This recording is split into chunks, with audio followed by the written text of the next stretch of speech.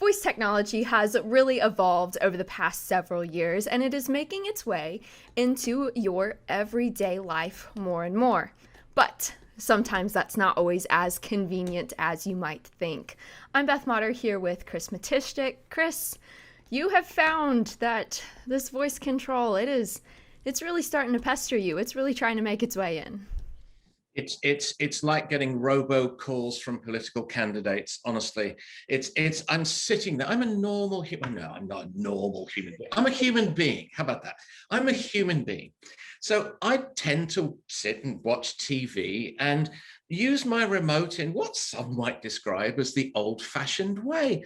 I push the buttons. Honestly, all I do, I push the buttons. I know how they work. I know what numbers all my channels are. I don't really need to use the guide very much. Honestly, I use maybe 10, 12, 15 channels on my Comcast.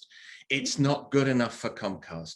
What happens is repeatedly, and it's been happening now for more months, or could it be years, than I even want to acknowledge, is I suddenly get these notifications on screen that essentially say to me that I'm stupid, because it's so much easier, allegedly, to push a button on your remote, speak into the remote, and the channel will magically appear. Now, I don't know about you, Beth. I mean, do you talk to your gadgets a lot? I don't really consider myself old-fashioned in many ways, but I guess I am old-fashioned with the way I use my So TV you're a button remote. pusher. I am, yes. You're a permanent button pusher regardless of the machine. It's just easy. It's just easy, isn't it? But you can't explain that very well to Comcast, can you? Because continually it wants me to say things like NBC Sports into my remote. It's like karaoke. I have friends who do this. It's as if they almost believe they're at a karaoke bar and they love picking up their remote. They press the button and they speak into it and say NBC News. I just don't see the point, especially as I'm going to be honest here. I suspect if I tried, and I haven't tried, using this voice technology, it may not entirely interpret my accent 100%. I talk funny, as you know, Beth. I talk a bit funny. And I would not want to go through having to say it 3 or 4 times, as I have to when I call customer service with any kind of machine that greets me. I have to repeat myself 7 or 8 times, and the machine will say to me, I'm sorry, I didn't get that. And I think that's exactly what would happen if I tried using. In any case, I don't know about you. I will actually speak to my HomePod. I'm one of the only people who bought a HomePod. I will actually, and I still feel stupid when I say, hey Siri, play death metal. It's not the death metal part that I feel stupid about. It's the hey Siri part. And I just feel a bit dumb. And here's the thing, if this is supposed to be the next prevalent technology, how many gadgets are we going to have to talk to at the same time? You're going to have to talk to your toaster, and the minute you're talking to your toaster, the TV thinks you're talking to it instead.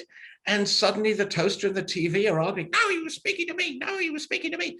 I mean, it would be, I honestly, as you can tell, I've been suffering from this. And so I did a bit of research, because that's what I do, because I'm a professional, as you know.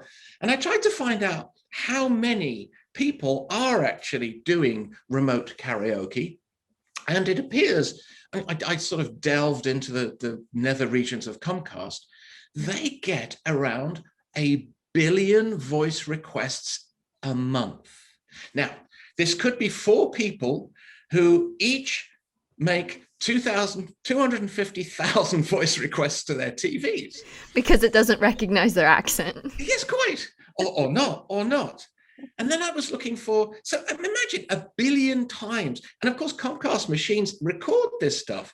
And of course, they record it and they only claim to keep it for 24 to 48 hours. And of course, the only reason they record it is to improve the voice service for you.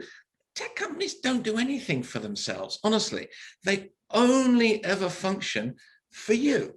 And so 1 billion, I mean, seriously. So then I looked around looking for help, just emotional help.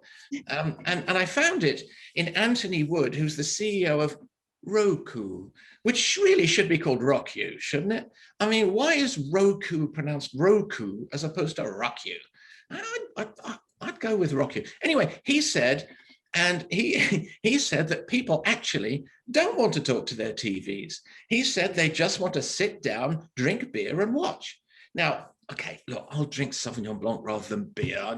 Beer's a bit bloaty, and I do, I live near Napa and Sonoma, and I like a glass of wine. But that's essentially how I function. I will sit down, grab my remote. I just want to watch, right? I just want to watch. I want to watch something where someone dies and some detective in a strange accent and a weird demeanor tries to work out who killed that person, or sports, which is kind of the same thing.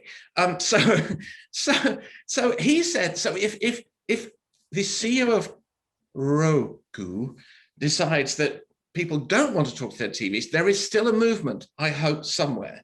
And then I thought, okay, there's hope. And then I read a snippet that Comcast made by Roku.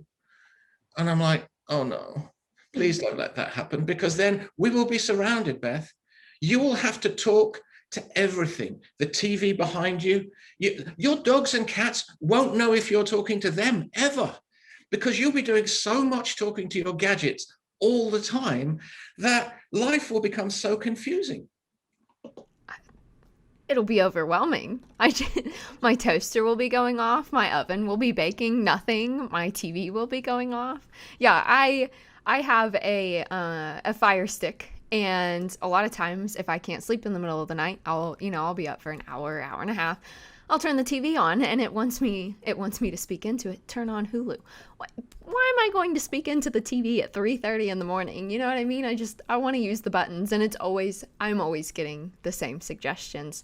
I'm not a Comcast user, so this is starting to be a little bit of a widespread issue. It is, isn't it? But what are you watching at 3:30 in the morning?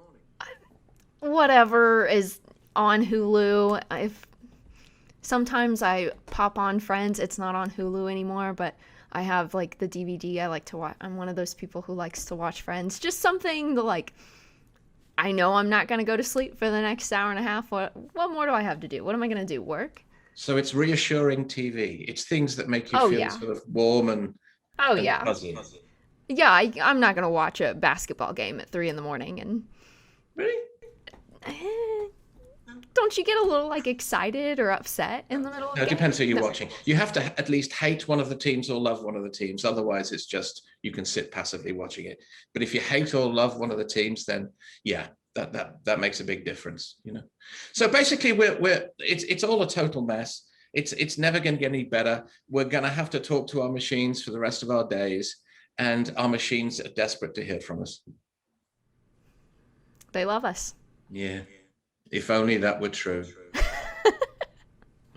All right, Chris. Well, I hope this issue for you and myself and anyone else who is suffering from this are able to reach out and just use the remote at the end of the day. Thanks so much. Form a support group, Beth. We need to form a support group. Here at ZDNet, that's what we're going to do. That's our new focus. All right, Chris, thank you so much. We appreciate your insight as always. For all things tech, be sure to stick with ZDNet.